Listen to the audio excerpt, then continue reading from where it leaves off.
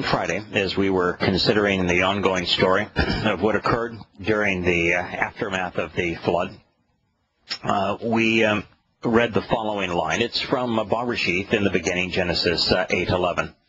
It reads, "And the dove," which is a symbol for Yahweh's set-apart spirit. Its dove in Hebrew is Yonah. That name sounds familiar. It should, because Jonah is a corrupted transliteration of Yonah. Arrived at the time of sunset, of twilight, which is the beginning of a new day, which is symbolic of what this represented. So the dove, which is symbolic of Yahweh's spirit, arrived at the time of sunset, the beginning of a new day. And a freshly picked, a terep, a new and a tender, recently plucked olive branch was in her mouth. Her is extraordinarily important here. The dove represents the set-apart spirit and thus must be feminine. This set-apart spirit represents the feminine manifestation of Yah's light. She is our spiritual mother. The covenant is conceived based on family, and so in a family, for Yahweh to represent the parent of the covenant family, he must have both maternal and paternal attributes, and he does. The set-apart spirit represents his maternal nature. And the fact is that this olive branch was an olive branch for many reasons. The olive tree is the longest-lived tree in the Middle East. It is native to Israel. It is deeply rooted in the soil, which means that no matter if storm can blow it over, even when the land was salted, the olive continued to thrive. It is also a tree that produces a very unique fruit. The olive is the oil of the olive was burned in lamps that produced the purest form of light at night. Therefore, is an illumination, is a metaphor for Yahweh's light and for enlightenment. But also, the olive is nourishing as a food and is healing as a application. An ointment, the olive oil, will promote healing of a wound. So lots of reasons for the olive being representative and symbolic, as well as the mouth, which is the orifice for breathing and communicating. It wasn't in the talons of the Yonah dove that the olive branch was to be found, but instead in its mouth. This was designed to communicate to us, just as the set-apart spirit of Yahweh serves to communicate Yahweh's word to us. And so Noah we know means trustworthy and reliable guide to a place that is joyous, a home where all debts are settled so that we can settle down based upon a relationship, that all from the basis of the two verbs that comprise Noah. It says he knew. This is yada. Now, thus far, everything that Yahweh has provided has been mental stimulation. He has provided evidence that enables us to understand, to know him, to appreciate the covenant, and to know how to engage in the covenant. That is all communicated here by yada. Noah knew, he understood, he recognized, he was familiar with, he acknowledged that indeed the waters, mayhem, had diminished from the land. The land had been, this region had been purified, it had been cleansed.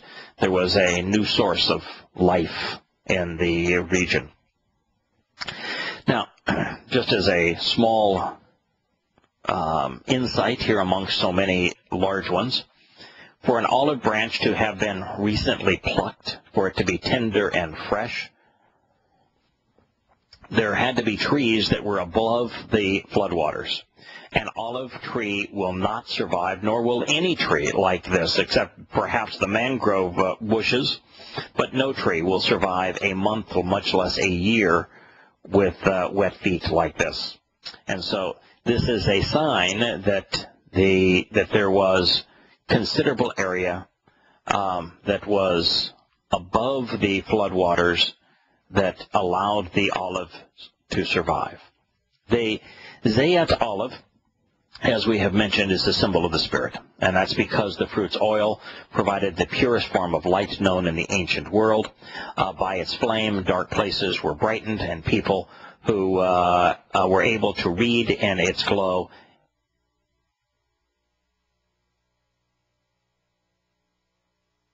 were suffering. The Zayat Ale, the olive branch, is also symbolic of Yahusha, the set-apart and anointed implement of Yah who was prepared to serve. And that is because oil was used to designate leaders who were prepared to serve Yahweh. The result of the restoration, Yahusha, which is Yahweh in diminished form, brings to our shattered relationship with God, is being conveyed here as a metaphor for reconciliation, for peace in the relationship. Even water is a symbol of the Kodesh, or set apart, and cleansing Ruach spirit. It is the universal cleanser and also central to the formation of life. So as we move on, Noah built Banah. He constructed. Banah is an interesting word. It is actually the root of Bayeth. Bayeth is the root of Bereth. Yahweh is using this story by his own declaration to announce that he is declaring that he is establishing a covenant with Noah and with Noah's family and with us through him, and that he has now shared the means of protecting Noah and his family from the ravages of a religious and politicized militaristic world. That was the story of the ark. So now it says that Noah Banah. Banah, very similar to the Hebrew ben, which means son, can be translated to build the family, to build a home, and therefore it is the root of Bayeth, which means family and home, and Bayeth is the root of Bereth, which is the Hebrew word for covenant, which is therefore a family-oriented relationship that is literally based on Banah, which is the construction and the creation of the family home.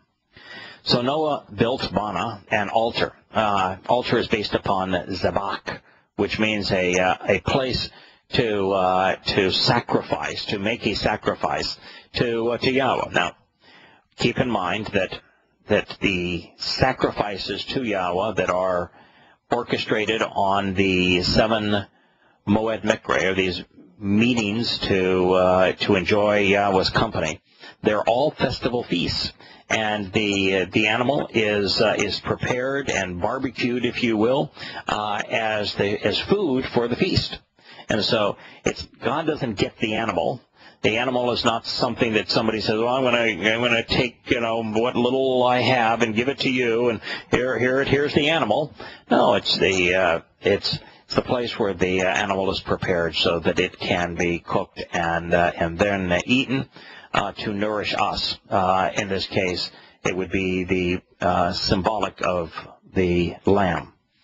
And so he said, and he grasped hold of from every one of the clean domestic animals and from all of the clean birds, and lifted up a sacrifice for wrongdoing which ascends at the altar. So Noah now had been protected. He had been protected in the ark, and Yah's means of protecting us is through his 7 Moed Mikre, of which each represent a festival feast where the sacrificed animal not only plays a role in reconciling and resolving our sin as it is being conveyed here, but also nourishing us and enabling us to celebrate our relationship so that we too rise up to Yah. Now, Olah and Allah. Olah is the offering which ascends, and Allah lifted up a sacrifice, are spelled identically in the text, but one vocalization is translated often as a burnt offering because the fire which is deployed in the process of making the sacrifice causes the essence to rise up in smoke. But by the way, what is burned up is the part of the animal which is not consumed. God says, don't eat the fatty parts, don't eat the head, don't eat the heart and internal organs. There's certain parts I don't want you to eat. They're not good for you. Burn them, and you'll see that the smoke rises, and it is symbolic of what happens to your souls when you are nourished by what I am proposing. Now, these things known, it doesn't mean that God is hungry or ghoulish. The edible parts of the sacrifice, usually a lamb, but sometimes fowl, were to be cooked and consumed by the family. The parts that were burned were of no value. So the practice brought the family together to share a meal and to be nurtured by the life of the animal. The exercise was designed to confirm that we cannot earn or purchase our salvation. It's a free gift, the byproduct of the covenant, and empowered by Pesach, Passover, and matzah, unleavened bread. And yet by having the valueless essence of the lamb arise, we are reminded that a result of resolving our mortality and of becoming eternal, we too rise up to God as part of his family. Further, by slaughtering the lamb, we learn that sin is costly, requiring a sacrifice of a life to prolong our lives. Even in the example of the flood, to preserve life, a life was sacrificed. Men and women tend to be sinners. The consequence of or punishment of sin is death, leading to separation, which is the penalty. To remedy this, the plan was singular. Someone had to suffer the consequence and pay the penalty for us to be redeemed and perfected. Yahowah, through Yahusha, made that sacrifice on Pesach and Matzah.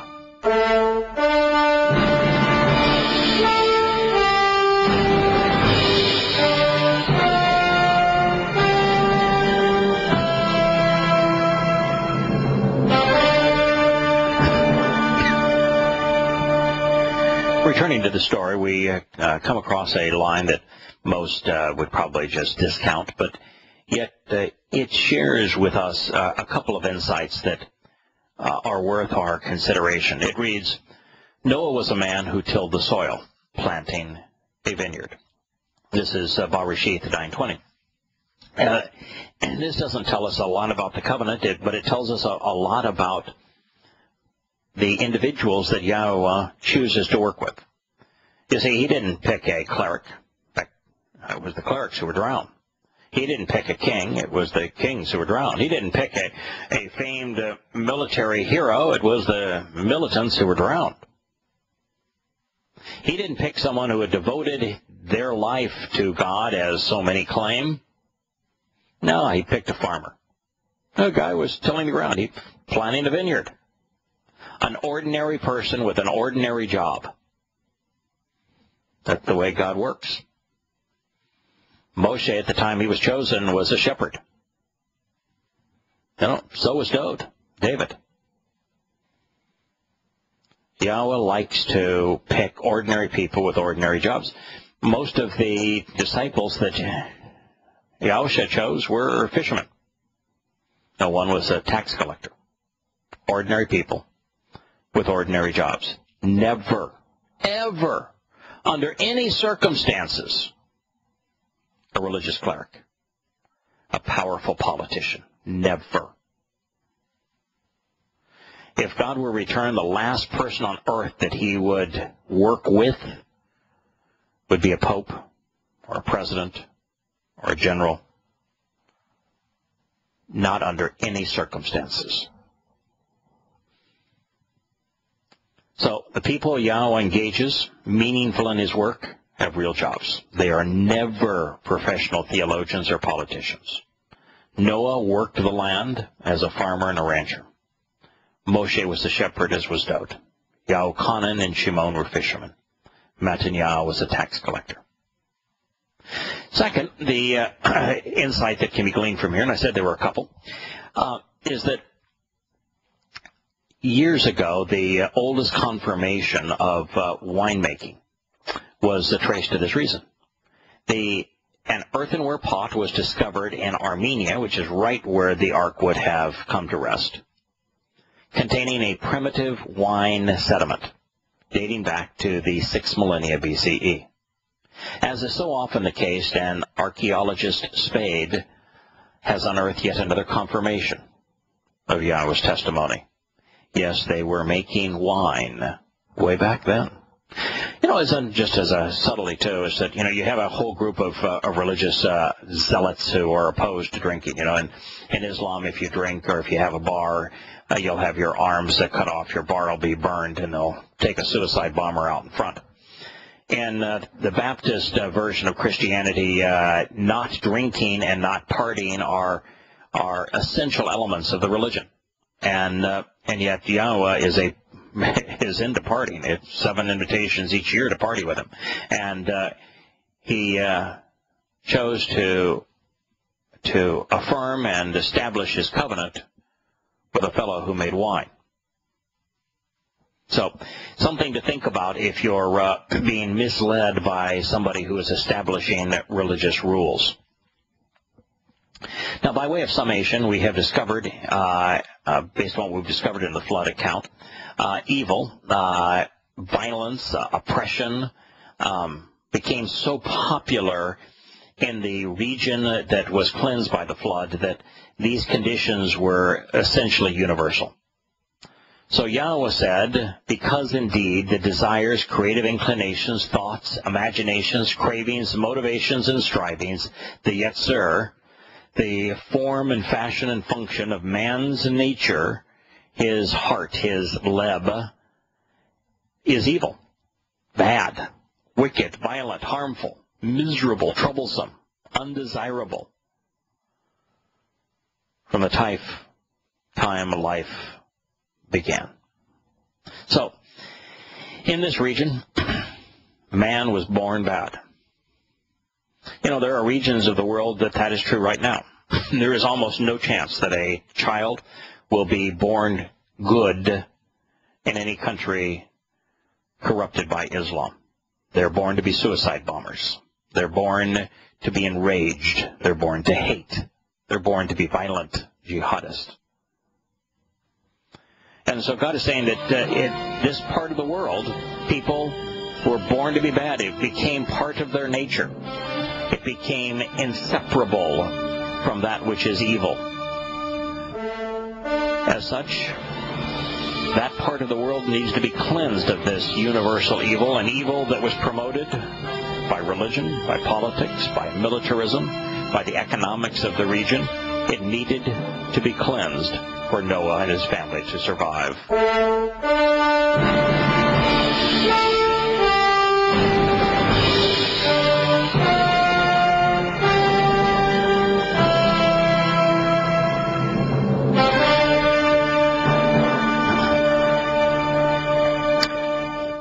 Yahowah was not saying that he had created a flawed product. He was instead making us aware of the human tendency to use what he has given us poorly. Now, Yahowah gave us a nesama, a seat of judgment, an ability to be discriminating, to be discerning, to be able to choose between right and wrong. And what God was saying is that we weren't using it to choose right, but we're instead have become almost universally wrong. And if you look at the vast preponderance of people, that's really what you see around the world. And this tendency comes out particularly when people congregate together as communities and as gangs or as nations. There's a mythical tribute to that will be played out in homes this week about Thanksgiving and how the pilgrims came to America for religious freedom, to worship their God, and to live at peace with the world. And of course, it's utter nonsense. The first Europeans to come to the Americans were ruthless. They didn't get along with the native populations. They decimated them, savaged them, and continued to do so for hundreds of years after their invasion of what was their home. And almost no matter where you look, that's what you find in the history of man. That's not to say that humans in family environments can't be uplifting and nice, and sometimes they are. But our first inclination seems to be bad. Look what America has become and how much evil we have perpetrated, all while claiming we're good. This is a problem that has become exceptionally challenging over these last 100 years as we have engaged in World War I, World War II, and now the ongoing wars throughout the Islamic world. It's a tragic tale that we don't use our seat of judgment, our nasama, our ability to be discerning and discriminating well. As a matter of fact, today there's a war against our use of our nasama, of our use of our conscience. It's called political correctness. It's part of the indoctrination in our educational system. It's the perpetration of the nation's national religion, socialist secular humanism. And as a result of that religion, mutually exclusive things are considered all acceptable. That which is hostile is considered to be tolerant. It is a genre that makes its greatest crime exercising good judgment, being judgmental, being discriminating. And so we now are also in a period where people aren't so much as choosing poorly, but they're literally their base desires, their motivations, their imaginings, their strivings are evil right from the beginning. It's become a part of the fabric of our nature. Now, Yetzar in this statement speaks of reasoning with an emotional and creative twist. It is about framing the issue, which is central to judgment. And notice it said that because indeed the Yetzar, of man's nature, was evil. Well, that really is the essence of it. It's how we frame an issue that is central to judgment.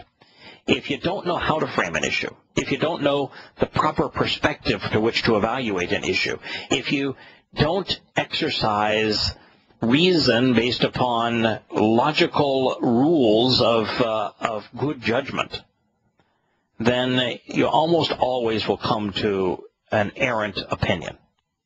So framing the issue, knowing what the issues are, like we're talking about the destruction that is taking place in Syria and the fallacies associated with giving Iran more freedom to develop its nuclear ambitions.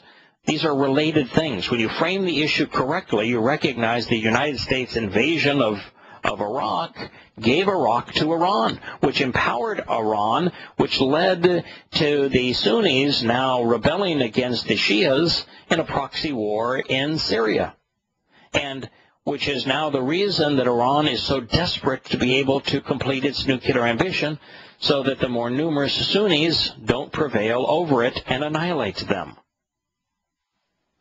Framing the issue, putting the pieces together, knowing the proper perspective for which to evaluate things is the thing we've lost.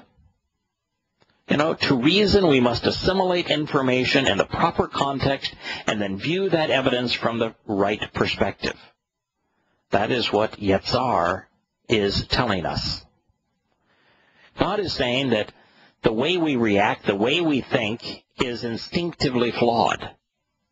causing many, if not most, to end up being evil. He is telling mankind that we are not using our nesama conscience properly. And such is the case with religion. If you approach a religious person with evidence and reason, even direct testimony from God himself, they will reject it. Religion is impervious to evidence and reason.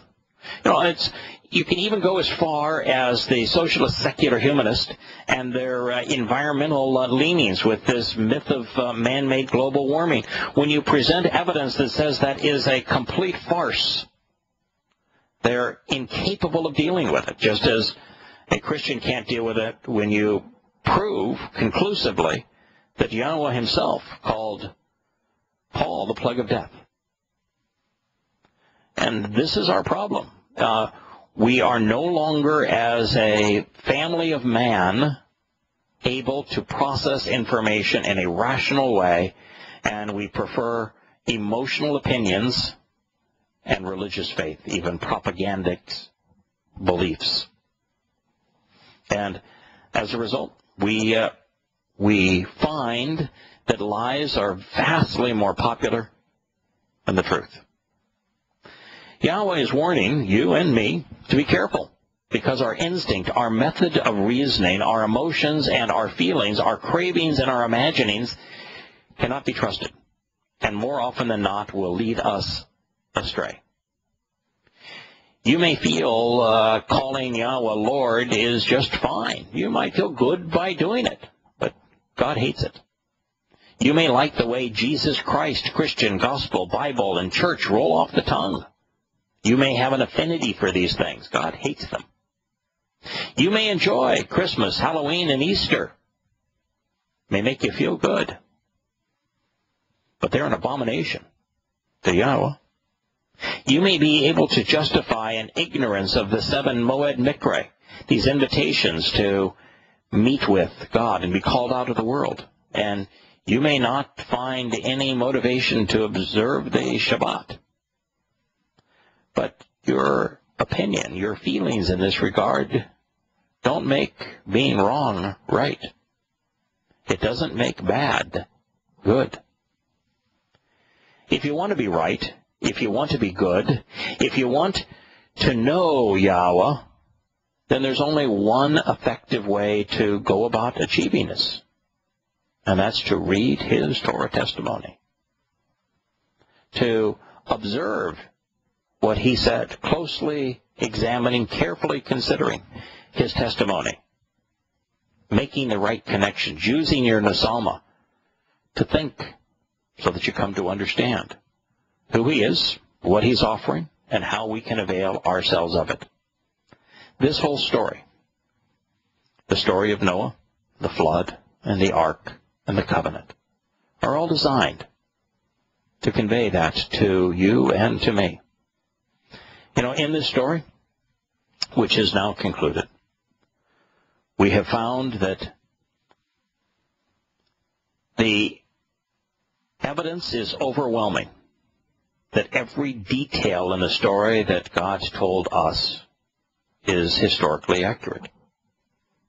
That there was a flood in this region from eastern Turkey down to the mouth of the Tigris and Euphrates River at precisely this time, caused by the uprising of seawater, exactly as God said, that it prompted first rain and then snow, that it blanketed the mountains, and that the ark itself, exactly to the dimensions that Yahowah described, have been found in the mountains of Ararat, precisely as God told us it would be.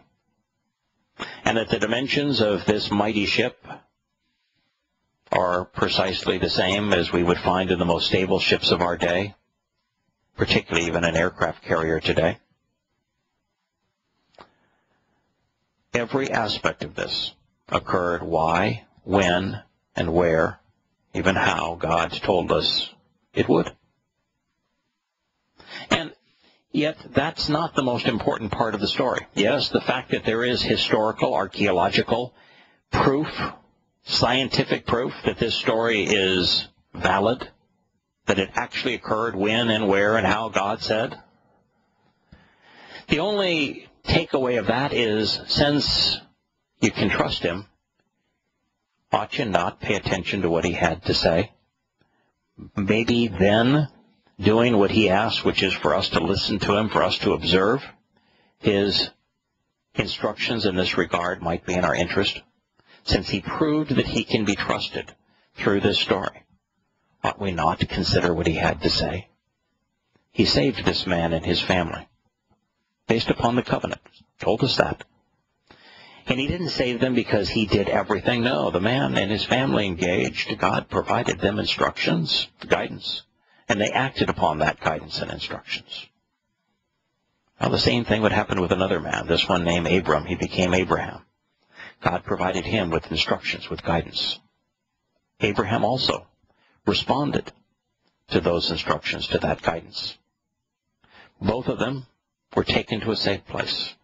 They and their families were protected. They and their families became God's family, the covenant family.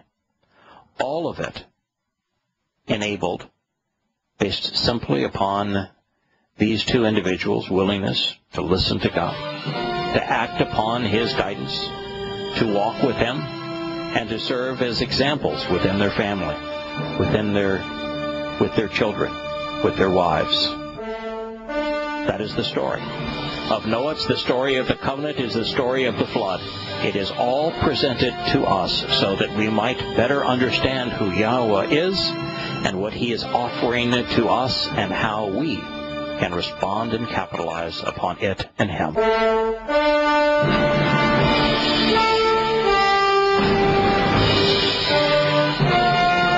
As we open a new chapter in our presentation of Yahowah's Torah guidance, his teaching, we find the next thing that God has to say to be the most explicit presentation of his will, of his desire, of what he is offering us, of the reason that he created the universe, of the reason that he conceived life, the reason that he authored the Torah.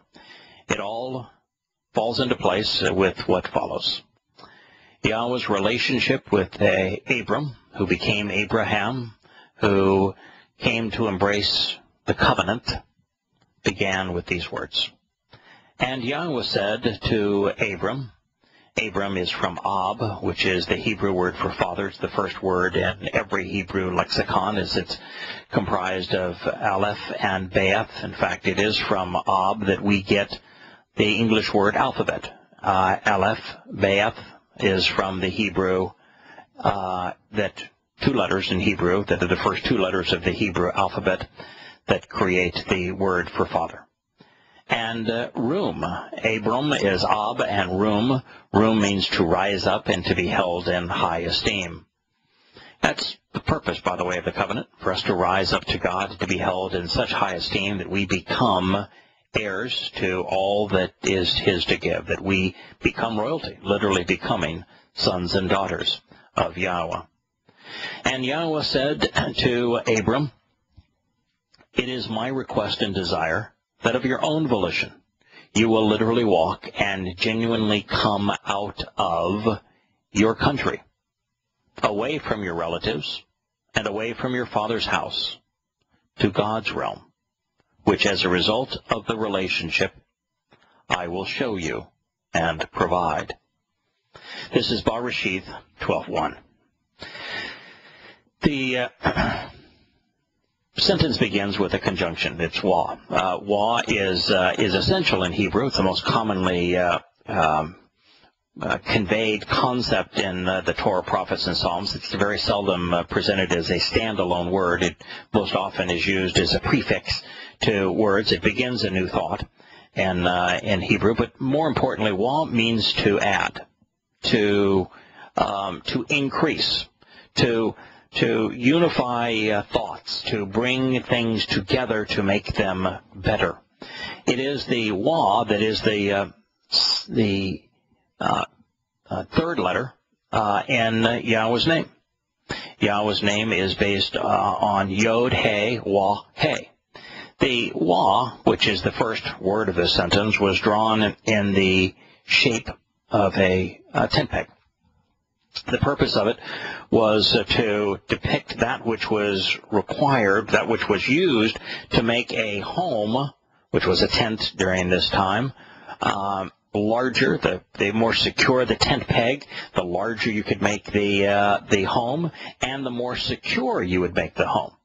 So you could increase the size and the protective value of the home through the tent peg, which is why it was conveyed through this. That was the basis of the law, to increase, to make more secure, to add to. All currently incorporated in the conjunction law.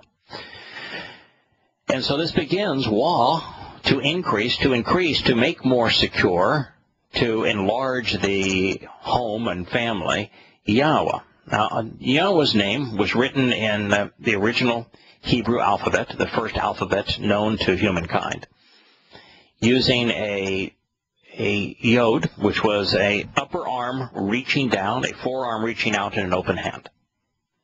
It conveys the same thing it does to us today. That when someone is reaching out to you with an open hand, particularly if their arm is coming down and then out with an open hand, it conveys that someone is reaching down and out to you in friendship, with an open hand to lift you up. That's the symbol of the first letter in Yahweh's name. The second and final letter in Yahweh's name, repeated twice, are two people standing. Adam and Chawah, perhaps. More likely Abraham and Sarah, the kind of birth parents, the human birth parents of the covenant. But could be just you and me. Standing. The legs apart, so we're walking, we're engaged, we're established, we're steadfast. Reaching up, looking up, pointing up, observing what Yahowah is offering. And between the two individuals who are standing up and looking up is this tent peg, this wall that we have talked about. Because God is striving to make us more secure. He's striving to empower us, to add to us, to increase everything that is good about us. We'll return to Shattering Myths tomorrow. May Yah bless.